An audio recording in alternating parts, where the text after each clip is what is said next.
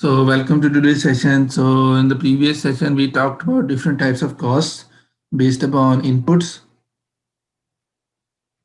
and in terms of time.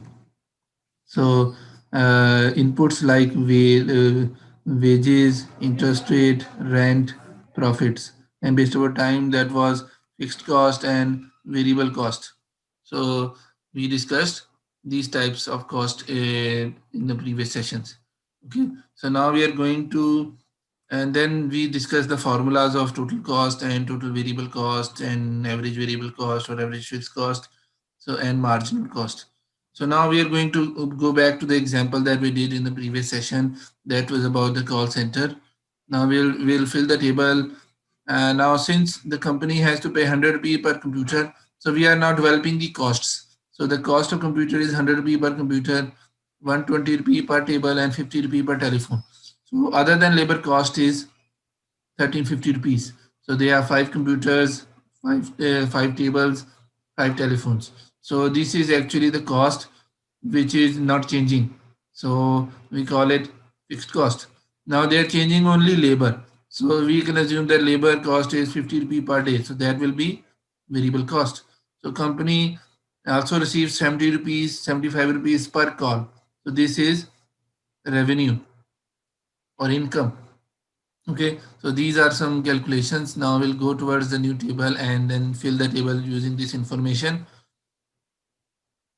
So we already know that when the labor hour is increasing from 1 to 10,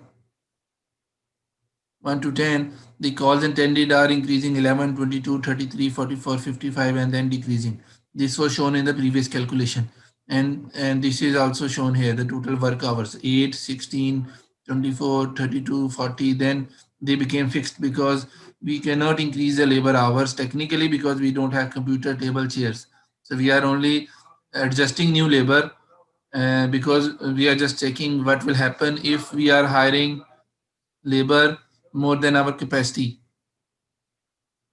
to hire. So our capacity was to hire five people. What will happen if we are going beyond?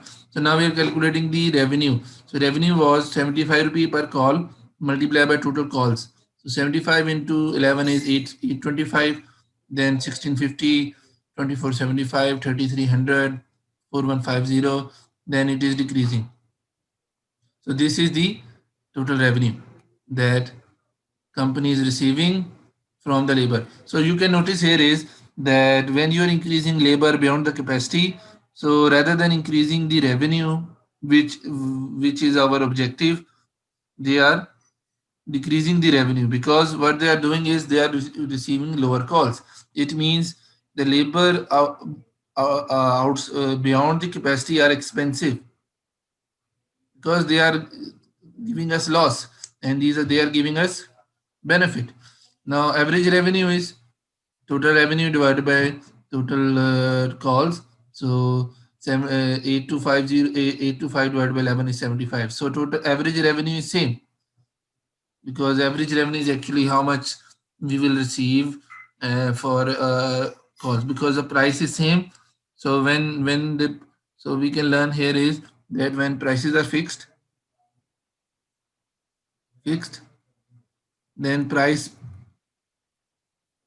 becomes equal to average revenue. Why? Because prices are not changing. So if each product is selling at each product is giving us same revenue. So average revenue will also be the same. So that's why the average revenue is also known as price of the product. If the prices are constant, then what is the average output? Average output is total output divided by total labor. So within the capacity, the average product was constant or higher, and beyond the capacity it is decreasing. Why? Because the extra labor is not giving us any benefit, rather they are giving us loss.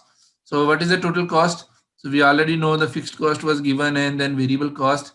So let me clear the screen and then show the previous slide again. So variable cost is 13, fixed cost is 1350 and per labor 50. So when you hire the first labor, what will happen? 1350 plus first labor. So 1350 plus 50, that is 1450. Then 1350 plus 50 into 2. So 2 labors, so 1450. This way, this is total cost. So formula we already know. Total cost is variable cost plus fixed cost. Okay, so we are just adding and calculating the total cost. Okay, then we have average cost. The formula we already know. So average cost is total cost divided by quantity produced. So 14 for average cost is total cost divided by labor employed. Okay, so here the total cost is calculated based upon the total quantity. Yes, so total quantity is shown here. So 1400 divided by 11. And you can notice here is that another information that we know is when the labor is beneficial, the average cost is falling. So it means the new labor is useful for us. Okay, so so in this range, when the labor is within range, within capacity, then the average cost is falling. Means every new labor within the capacity is giving us benefit. So the cost is falling. This is benefit. But but when you go beyond, let me take a red color. So after capacity, what you can see is the average cost is increasing. So it is giving us loss. So similarly, average product is same thing. So within the capacity, average product was, so a formula for average product is total product divided by quantity. Okay. So within the capacity, the average product was higher, and after capacity it is falling. So it means this point of capacity that is given us to us by law of diminishing marginal product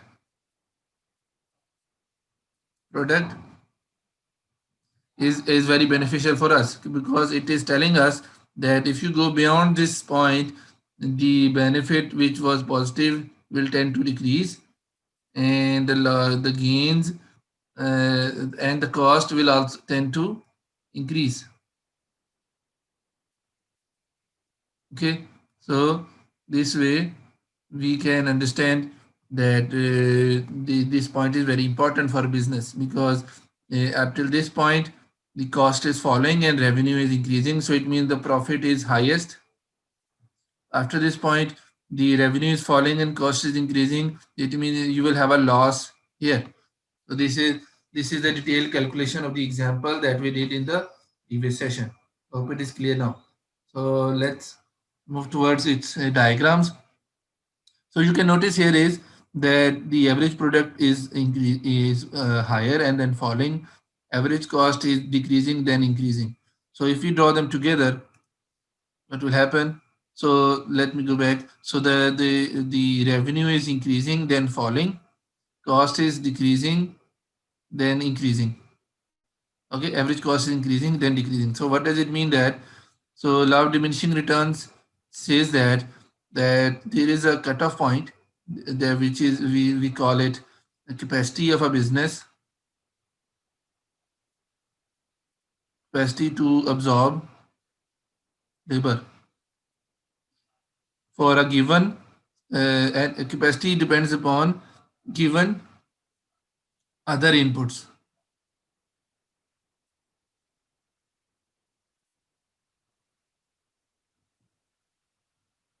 So if other inputs are changing, then this capacity will also change.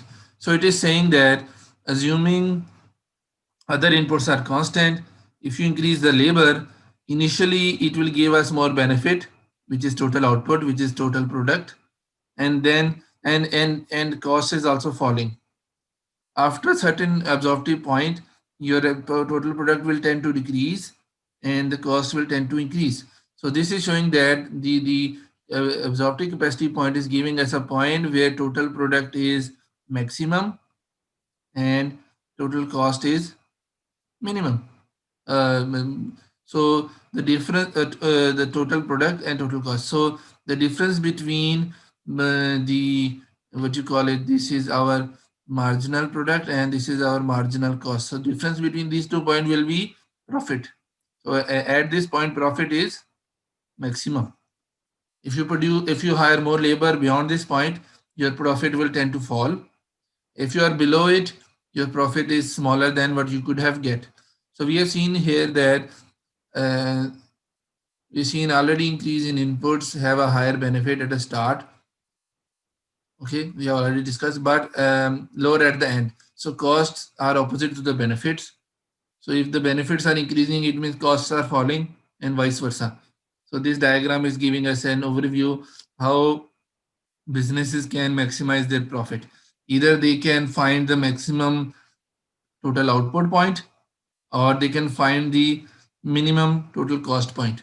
So this way they can find the point where they can earn the profit. Okay, so same example is now we go towards an example how to calculate the costs. So you can see it here is that our total variable cost is given, total fixed cost only one value is given.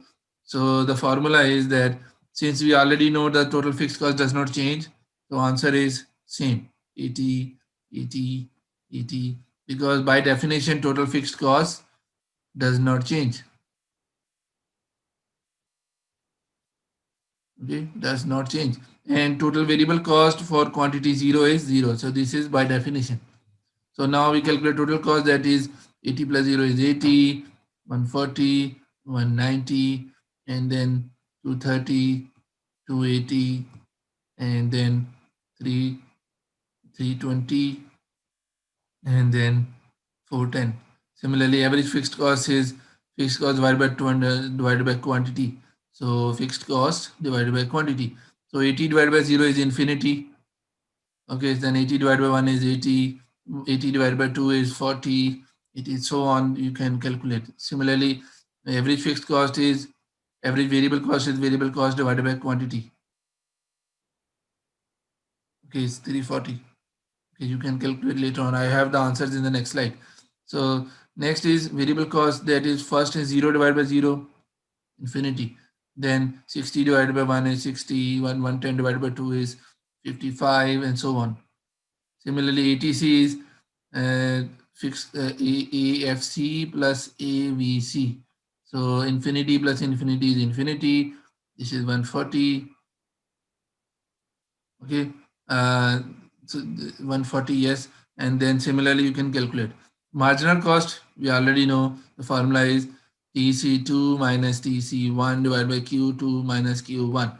Since we don't have the past quantity at this point, so at the first it cannot be calculated, then you can calculate in the next slide. Similarly, if you go in the next slide, I will show you the answers so that you can do it yourself and then check. So this is a table and all the calculations are done here. So you can notice here is that average fixed cost is always falling because fixed cost is constant and quantity is increasing. So it always falls. Average variable cost, you can notice it is decreasing, then increasing. So it is a U shape. ATC, you can notice that it is decreasing, then increasing at the end. So it's also a U shape. Marginal cost, you can notice that it is decreasing, then increasing. So it is also a U shape. Similar to the point that we discussed in the previous slide in this diagram. So you can see it here that costs are U shaped. So in this diagram, they are also being showing same thing. Okay, so if we plot these, we can see that these have this shape. So there are few properties here. You can notice that average fixed cost is always falling. Why? Because fixed cost is constant and Q is increasing, so it will always decrease. Here all of them are U-shaped. You can notice few things here. First, the gap between AVC and ATC is higher at the start but lower at the end. Why? Because the difference between them is AFC. So AFC was bigger earlier, so that's why gap is higher. Then the AFC is smaller, so the gap is smaller. Further, we can notice here is when the marginal cost is below these two, so it is falling. When the marginal cost is above, they are rising. It means the point where marginal cost is cutting, let me take a different color, point where marginal cost is cutting the average cost, these are the minimum points. So where MC is equal to ATC, it is the minimum of ATC. When MC is equal to AVC, it is the minimum of AVC. So it means rather than doing the calculation, we came to know of method that if you want to do minimize the cost, we just try to find this point, and that can be done using graph or using mathematics. So it depends what method you are using. Okay, so this way you can find the best point where you can produce and you have the minimum cost. So these are the summary of the relationship. So we notice that ATC and AVC are falling when MC is below. ETC and AVC are rising when MC is above. ETC and AVC are minimum when they are equal. AFC is always falling. The gap between ATC and AVC is higher at the start, but the smaller at the end. ATC and AVC are U-shaped. So these are the properties that we learned from this theory. So and these properties are helpful in making us in finding a way to produce at the point where the cost is minimum.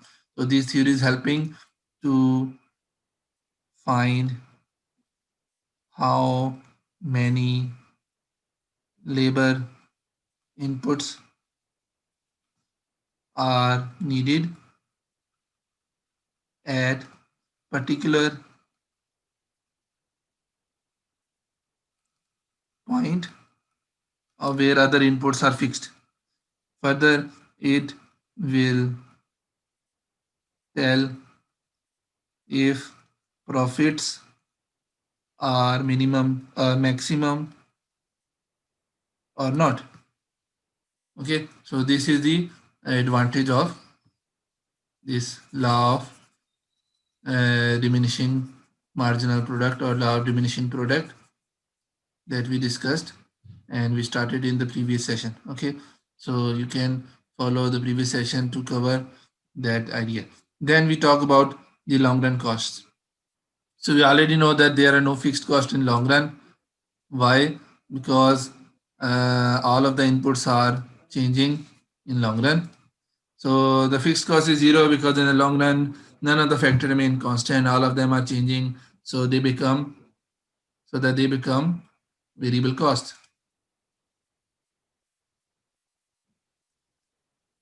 Why? So in this example, what we are saying is in the long run, businesses are trying to expand in a way that they try to increase all of the inputs. They are making new branches.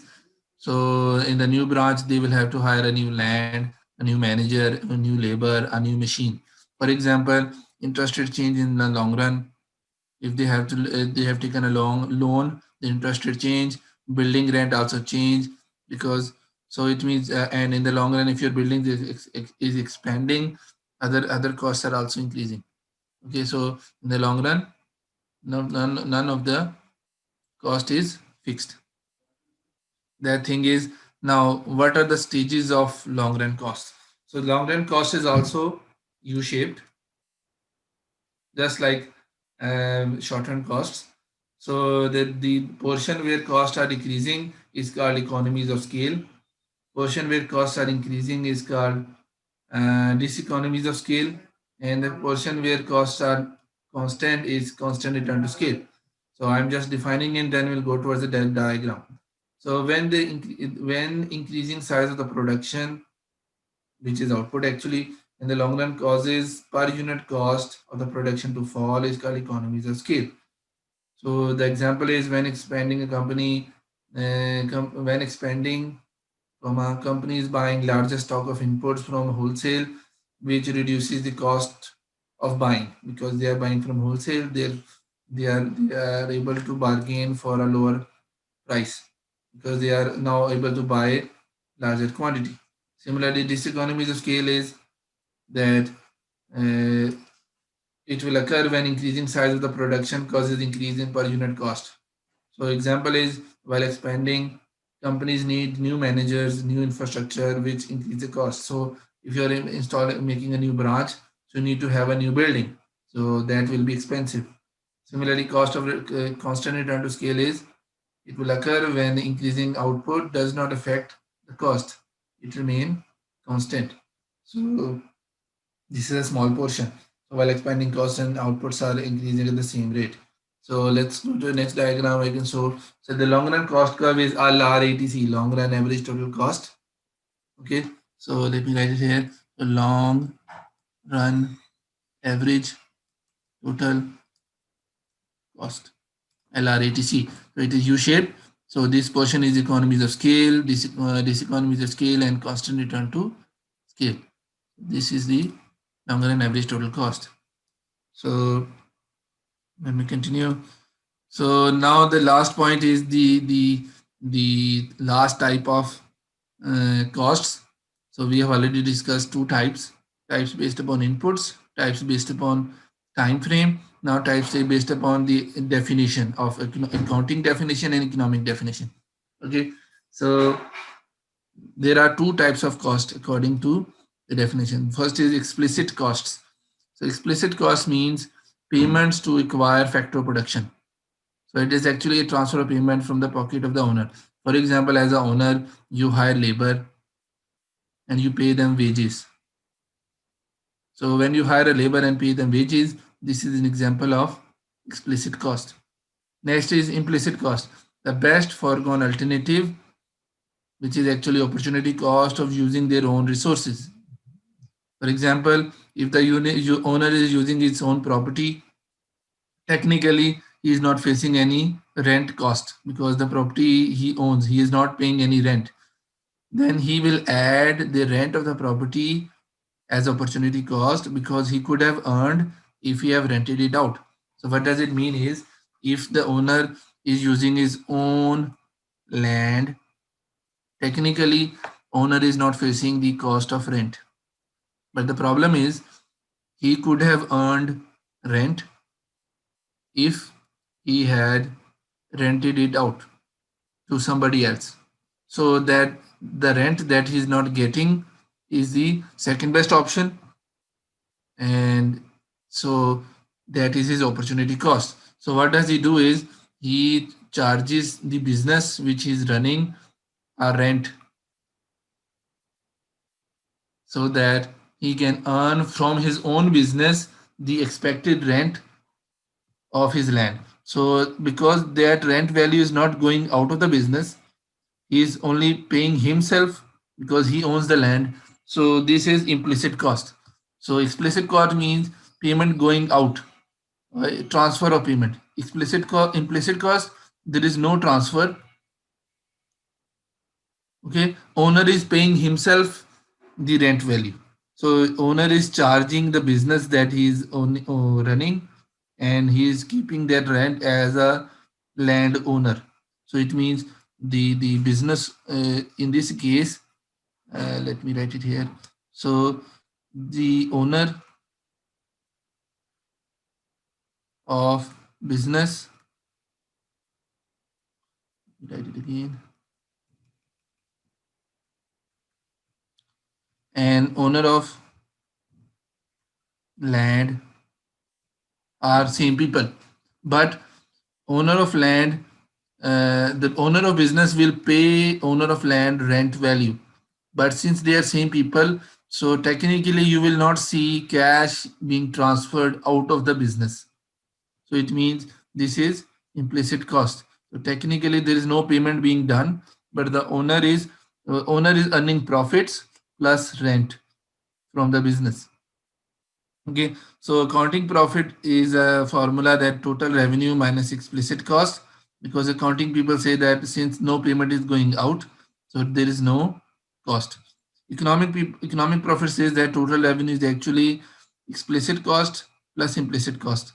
It means they say that opportunity cost is also important as a rational people.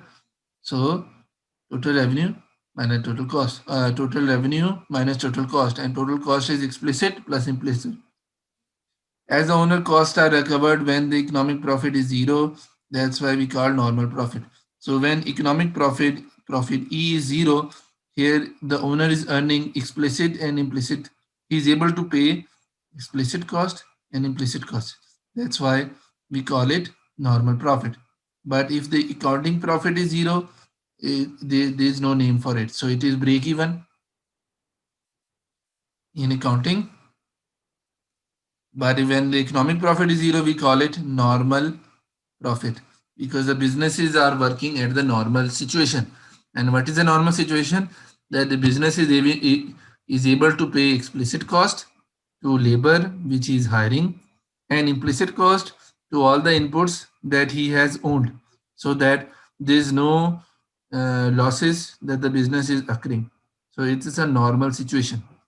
Okay, hope it is clear for you. Let me move to the next point. So example is, so the concept of economic profit shows that the aspect that the manager will only keep the business working if he sees that he is at least covering the opportunity cost. So if the economic profit is negative, it means the rational manager will quit the business and work at the second best scenario. And and if the economic profit is positive, okay, if the economic profit is positive, then other people will start to think that the business is good and a good investment option. Hence, more manager will tend to start this business. That's why this point is called abnormal profit. When the profits, economic profits, are greater than zero, it is called abnormal profit. It means the businesses are earning more than the opportunity cost. It means there's some extra returns coming out of this business. So it will be a indicator for new businesses to come and start this business because there are earning opportunities here. So this was the point of abnormal profit. Let's go to the last point. Next, so the numerical showed that when the manager cost is equal to the managerial cost is equal to the average cost, then costs are minimum. The knowledge of these costs can help the farm managers to decide about whether the increase in output or decrease, which is profit minus cost. And the margin total cost curve is minimum, hence it will point best perform it when MC is equal to total average cost. Show that the minimum cost, and it will be the point which is firm's best performance considering its cost to maximize its profit. So this way we can in the next point, next session we'll talk about how changes in the prices affect the profitability. In this chapter we will talking about how changes in the cost are measured and minimum cost is found. In the next session we'll talk about how changes in the prices of the product affect the profitability of the product. So thank you very much for joining this session.